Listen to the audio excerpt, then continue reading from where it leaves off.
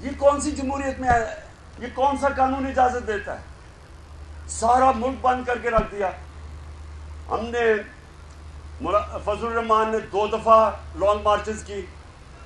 ایک دفعہ کی وہ کام پہ ٹانگنی، اس نے آ کے لانگ مارچ کر دی، مہنگائی مارچ.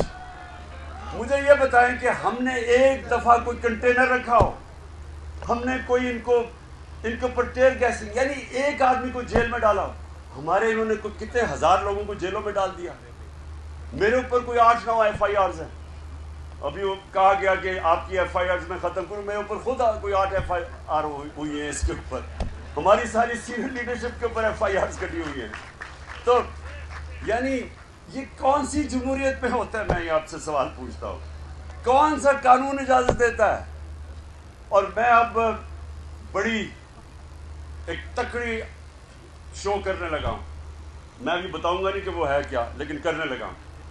میں آپ سب کو کہتا ہوں کہ آپ نے اس کے اندر شرکت کرنی ہے، اور اس لیے کرنی ہے، میرے لیے نہیں کرنی، پالیٹکس کے لیے نہیں کرنی، اپنے ملک کی حقیقی آزادی کے لیے آپ نے سب نے نکلنا ہے.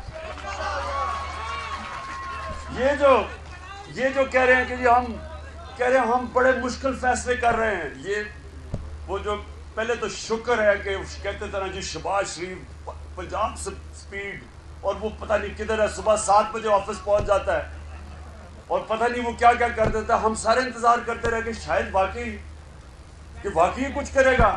پتہ چلا یہ سب کچھ، یہ ساری ڈیولپمنٹ صرف اشتہاروں میں ہی ہوتی تھی.